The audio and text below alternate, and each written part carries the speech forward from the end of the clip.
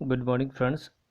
अगला टॉपिक है अपना 33, brain drain has to be stopped. क्या ब्रेन ड्रेन रोका जाना चाहिए? तो पहले समझते हैं ब्रेन ड्रेन क्या है। यानी brain drain means settling in foreign countries, दूसरी कंट्री में जाके सेटल हो जाना क्या है? ब्रेन ड्रेन है। It can be simply defined as the mass immigration of technically skilled people from one country to another. जो टेक्निकली स्किल्ड पीपल होते हैं, दक्ष होते हैं किसी काम में, उनका अपने देश को छोड़कर दूसरे देश में बसना क्या है? ब्रेन ड्रेन कहलाता है। आगे लेते हैं। इन फेवर में कोई brain drain should be stopped, हाँ किया जाना चाहिए। क्यों? कि Indian must utilise their knowledge and skill for India to make developed country. यानी भारतीयों को तो भारत को ऊंचा ले जाने के लिए उसके लिए ही काम करना चाहिए, भारत देश के लिए, ताकि भारत देश डेवलप्ड कंट्री बन सके। If all Indians utilise their skill for India, India will be top most country. यानी अगर पूरे भारतवासी बाहर न जाएं और यहीं यूटिलाइज करेंगे तो इंडिया डेवलप्ड कंट्री हो जाएगा, क्योंकि इंडिया में बहुत सारे स्किल पीपल मिल जाएंगे, इतनी पॉपुलेशन है। आगे लेते थोड़ा। If people go out for further study they do come back. अगर लोग जाते भी हैं तो उनको वापस आना चाहिए। वहाँ स्टडी करके अगर जाते हैं स्टडी के लिए तो वापस आएँ और अपना टैलेंट और जो एक्सपीरियंस है वो भारत में लगाएं, और उनका वेलकम भी रहता है भारत में।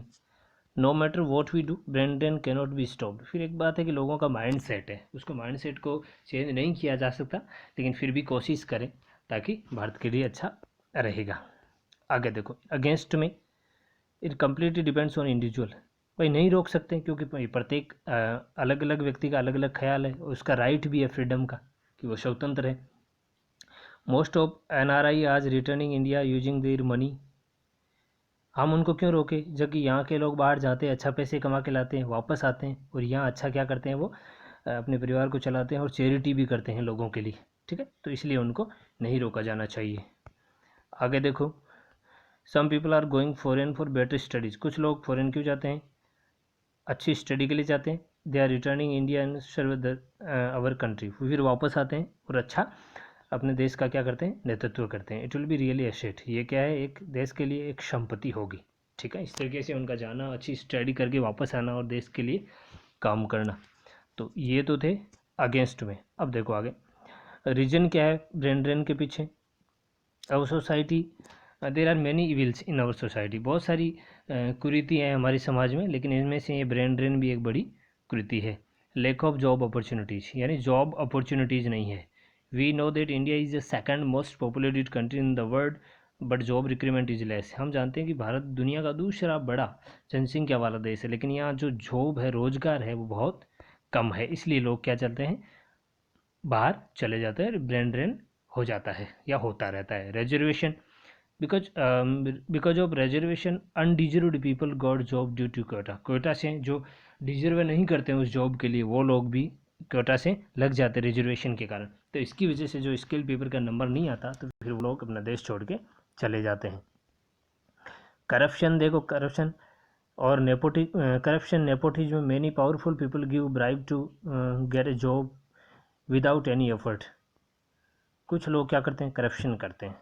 ठीक है, जैसे आपको मैं एग्जांपल बताऊं, अभी जो रीट का एग्ज़ाम हुआ था उसमें बहुत सारे लोगों ने पेपर एक पैसे देकर हायर कर लिया। तो ये भी एक बड़ी प्रॉब्लम है, करप्शन है, नेपोटिज्म है। नेता वगैरह होते हैं जो उनके पॉलिटिकल लीडर होते हैं, उनका दबाव रहता है, इसकी वजह से वो बिना एफर्ट किए इजीली जॉब गेट कर लेते हैं। इस वजह से स्किल्ड पीपल होते हैं या स्किल्ड जो स्टूडेंट है उसको जॉब नहीं मिल पाती।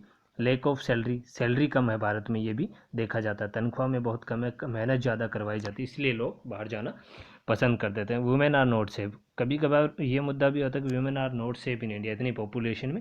इस वजह से जो अच्छे जो सेटल लोग हैं वो फिर विदेश में ही चले जाते हैं और वहीं रहने लग जाते हैं। No high education facilities to become researcher. High education facilities भी नहीं है, जो कोई रिसर्च करना चाहे तो उसके लिए ऐसा भी नहीं है। Not much safety given by government. Government के लिए कोई सेफ्टी भी नहीं है ज़्यादा। ठीक है, गवर्नमेंट के द्वारा उनको कोई सेफ्टी नहीं दी जाती लोगों को, इसलिए भी। और कोई रूल एंड ऑर्डर इतने स्ट्रिक्ट नहीं है कि वो यहाँ रहे। इस कभी कभार ऐसा सोचने पर भी लोग क्या है, विदेश में सेटल हो जाते हैं। Not much help given by government. और जो बेरोज़गार होते हैं या फिर जिनको जो वर्कर्स होते हैं हार्ड वर्कर्स होते हैं, ठीक है, रूरल एरिया के वर्कर होते हैं, ठीक है, जो फुली सेटल नहीं है किसी काम में, उनको गवर्नमेंट भी कोई प्रॉफिट नहीं देती है, इस वजह से भी वो लोग बाहर क्या सेटल होने चाहते हैं। या फिर सपोज करो या किसी का बिजनेस है तो यहाँ बिजनेस में गवर्नमेंट उतना उनको कोई हेल्प नहीं करती कि लोन वगैरह से, ताकि वो अपना बिजनेस सेटअप कर सकें, इसलिए लोग बाहर जाना ज़्यादा पसंद करते हैं। Employees in India leave the country and opt for studies abroad because they can work and study in India it is not possible. यहाँ से लोग बाहर इस वजह से भी जाते हैं कि वो वहाँ स्टडी भी कर लेते हैं और काम भी कर लेते हैं, जबकि दोनों चीज़ें इंडिया में बहुत कम पॉसिबल है। इस वजह से लोग ब्रेन ट्रेनिंग होती रहती है इंडिया में, इस वजह से लोग बाहर चले जाते हैं। अब इसको स्टॉप कैसे कर सकते हैं? स्टॉप करने के लिए provide better job opportunities irrespective of caste, किसको छोड़ते हुए? कास्ट को, ठीक है, क्रीड, रेस, नेशनलिटी, इनको छोड़ते हुए क्या जॉब दी जानी चाहिए। ऐसे नहीं कि कास्ट के आधार पे जॉब दे दी, ठीक है। तो बेटर जॉब अपॉर्चुनिटी उसी को उसकी मेरिट के आधार पे होनी चाहिए। Promote people on merit alone, merit का मतलब ऐसा नहीं कि पास मार्क्स है, पासिंग मार्क्स के हिसाब से नहीं, उसने पेपर क्वालिफाइड किया है, उसका स्किल क्या है, उसका एक्सपीरियंस क्या है, ठीक है, इस आधार से उनको जॉब दिया जाना चाहिए। आगे लेते हैं, 1 मिनट, 3 नंबर था ना, हाँ। Provide attractive salaries to highly qualified people on the basis of their qualification and experience, और सैलरी भी उनकी क्वालिफिकेशन और एक्सपीरियंस के आधार पे दिया जाना चाहिए, ठीक है, न कि कोटे के हिसाब से या फिर अपने रिलेटिव के हिसाब से सैलरी प्राइवेट सेक्टर में ज़्यादा मिल जाती है, तो ऐसा नहीं होना चाहिए। Improve the quality of our universities, हमारी यूनिवर्सिटीज़ की क्वालिटी को इम्प्रूव करना होगा। Bring them the par with universities in Europe and America,